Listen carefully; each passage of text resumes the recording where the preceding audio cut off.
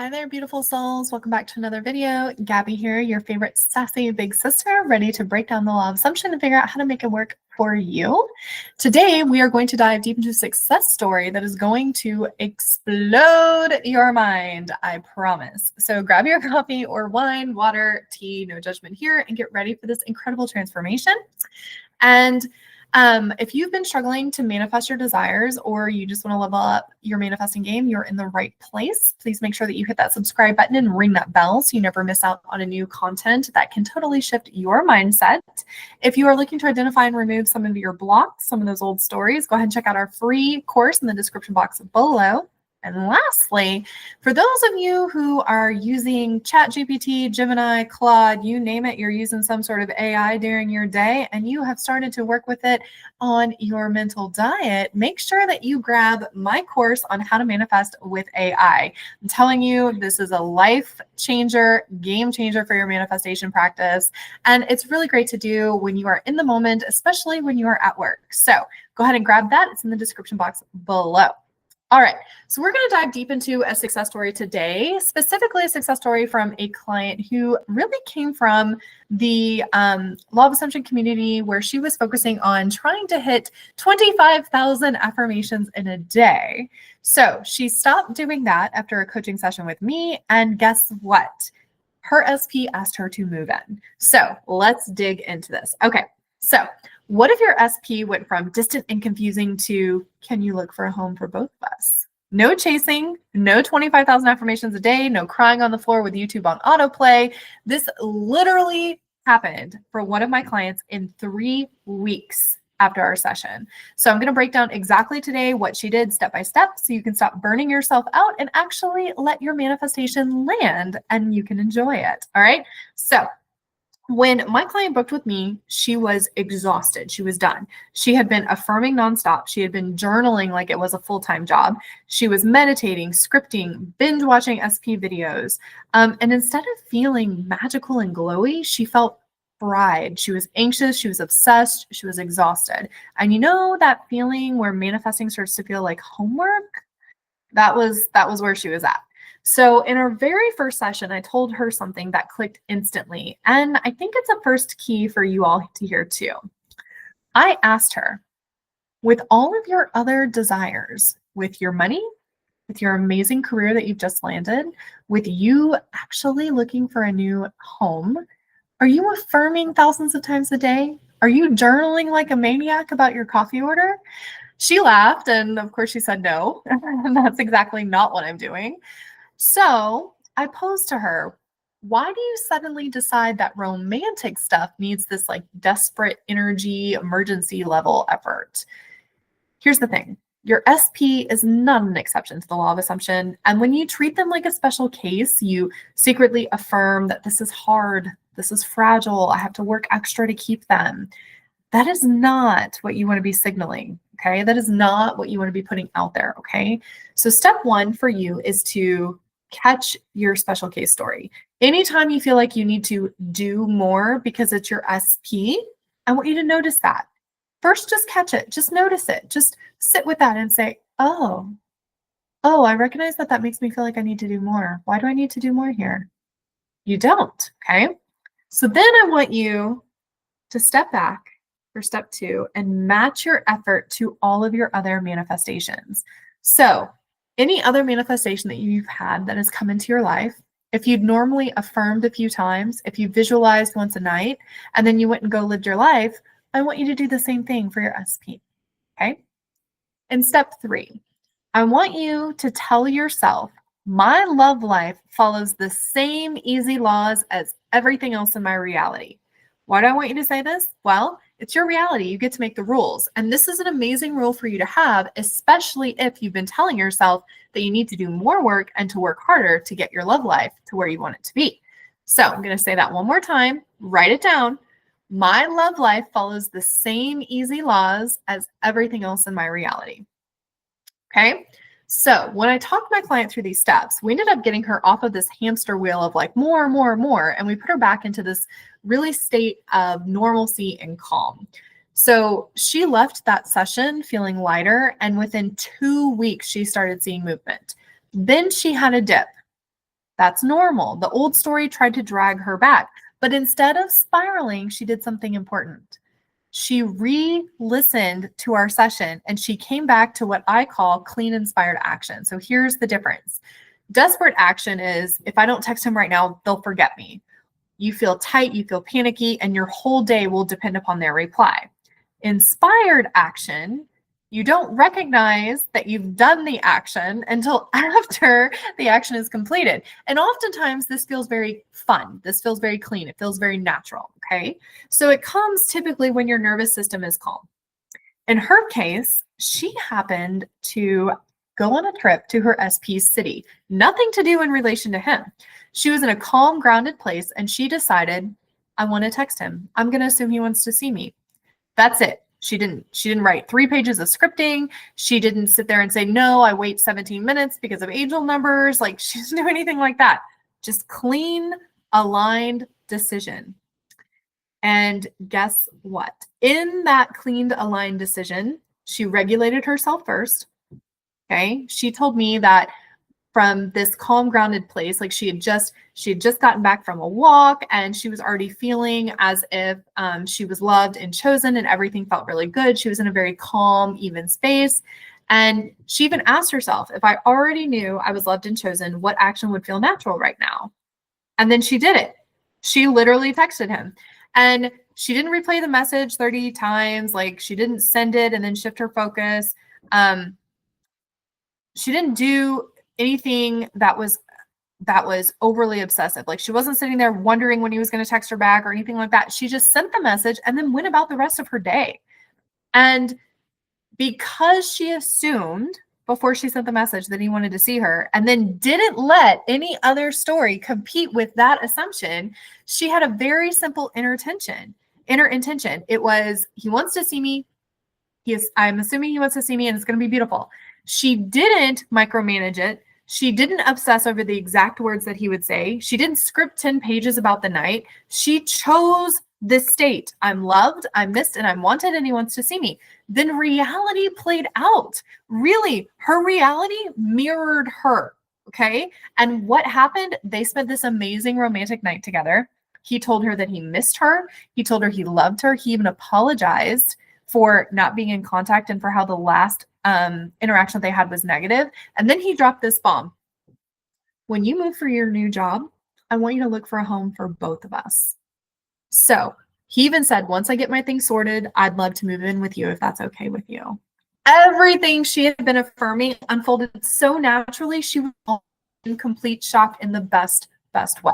So how do we do this? Well, your final step in this process is to pick a simple high-level intention. He loves seeing me. We're moving towards commitment. Our connection is getting deeper and safer every day. And live from that assumption for the day. So you're going to check in with yourself, okay? As you're looking through your mental diet, as you're catching your thoughts, is this thought aligned with someone who already has a relationship with a committed person, okay? So very similar to what I've always taught you all is that you're always checking in with yourself. Is this thought coming from the version of me who already has my desire? No. The version of me who already has my desire, what would they be experiencing right now if they had that desire? I would be experiencing about how my connection is getting deeper and safer every day. We're moving towards commitment. He's absolutely in love with me. He misses me, etc. When you're focusing on that, you are focusing on thoughts that are aligned with someone who already has their desire. And she let go of the how. Your job is the state. Embody the state of the version of you who already has it. That's your only job. Your job is not the scene direction. It's not figuring out how it unfolds. It's not figuring out at what day it's going to happen. It's not figuring out, oh, it has to happen before my birthday. It's none of that. Okay. Those are all circumstances. That's not your job. Your job is to literally move yourself to the state of the version of you who already has it. Okay. And I'm going to be real with you. She even said a dip happened, right? Things were really great. She saw movement and then there was a dip right before that she visited his city. Dips happen. Even in this story, there's a wobble. What makes you powerful isn't a perfect mindset. It's how you handle your wobble. Okay? I'm going to say that again. What makes you powerful isn't a perfect mindset. You are always going to be pushing back against that old story until you build the new story as a habit. But even then, your old story can pull back in, okay? How you handle your wobble is what's powerful. My client didn't throw out everything we discussed. She didn't decide, see, it's not working for me. The law of assumption doesn't work for me. She simply went back to listening to the recording of our session and reminded herself of the steps we talked about to get back into the state of being the version of her who already had it. So I'm going to talk you through right now, when you wobble, how you handle this. So when you wobble, I don't want you to diagnose. I just want you to reset. Okay. What does that mean? Oh, I slipped into the old story. That's okay. This is going to happen. That's okay. That's the very first thing you're going to do. You're not going to diagnose it. Why did I slip into the old story? Don't worry about it. You're perfect, whole, and complete as you are.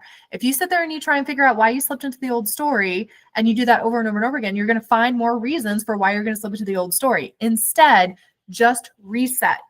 I slipped into the old story. That's okay. That's okay. Then I want you to have an anchor, a recording, a journal page, a note in your phone with your new story. Okay. I want you to have an anchor if that's an intention. My intention is this is exactly what needs to happen for my manifestation to unfold. So if I wobble, right? If I slip back into my old story, if I accept my old story as my truth for a moment, and I recognize I slipped into that old story, you know what? That's okay. That's exactly what needed to happen for my manifestation to unfold. Okay. That's my anchor. All right. And then I want you to return to the process instead of judging yourself. Okay. This is practice. This is not a test. You don't fail. Okay. You literally are going to be practicing over and over and over again. Okay. Nothing is ever final. Everything changes. Okay. And then I want you to make loved and chosen your new normal. The real win here isn't just that her SP wants to move in. It's that my client now knows when I stop overworking manifestation and start trusting myself, things unfold. And that's what I want for you. Not a one-time miracle, but a new baseline identity of I'm loved, I'm safe, and I'm chosen. And my reality always reflects that. So how do you get to that? Well, I want you to do a couple of things. Here's a couple of pieces of homework, I guess you could say. A daily check-in in the morning. Who am I being today? Am I someone who's chasing or someone who's already chosen? Pick your poison, right? If you're someone who's already chosen, the rest of your day is going to play out that way. If you're someone who's chasing, the rest of your day is going to play out that way. Which one do you want more? Okay. And then just some tiny aligned actions. So answer messages like someone with options. Make choices that honor your peace. Dress like someone who knows that they're loved. Why do I say to do these things? This is definitely this acting as if, but it's also embodying the state. Okay. You don't have to do something crazy like empty out half your closet for your SP to move in, but you do show up differently when you live with your SP, right? You do show up differently. And maybe when you live by yourself, the first thing you do when you get home is you change into comfy sweatpants or joggers, right? And when you live with your SP, maybe the first thing you do when you get home is you kiss your SP and you guys start cooking dinner, right? That change of clothing doesn't happen. So be thinking about, who am I in a committed relationship living with my partner? And what does that look like? How do I show up differently in that version of me versus who I am now, not living with my partner, right? Answering messages like you have options is also something that you can do. That's a small shift, right? Making choices that honor your peace, right? Putting your boundaries in place. That's also a shift. Thinking from the version of you who already has your desire. That is truly going to help move you into the state of the wish fulfilled. And then let your outer world catch up. Listen, I can't say this enough. Evidence does not precede, it follows. Okay, that is Neville 101. The internal shift, you moving to the version of you who already has your desire, always lands first, and then it pushes out into the 3D. And the 3D just follows orders. Your 3D will not mirror you being in a committed relationship with your SP until the internal shift, until you yourself have decided, I'm in a committed relationship with my SP, and this is how I feel. This is how I am. This is the new version of who I am. And then it pushes out. Okay. So quick recap for my client and one that you can mirror. Step 1, she stopped treating her SP like a special impossible case.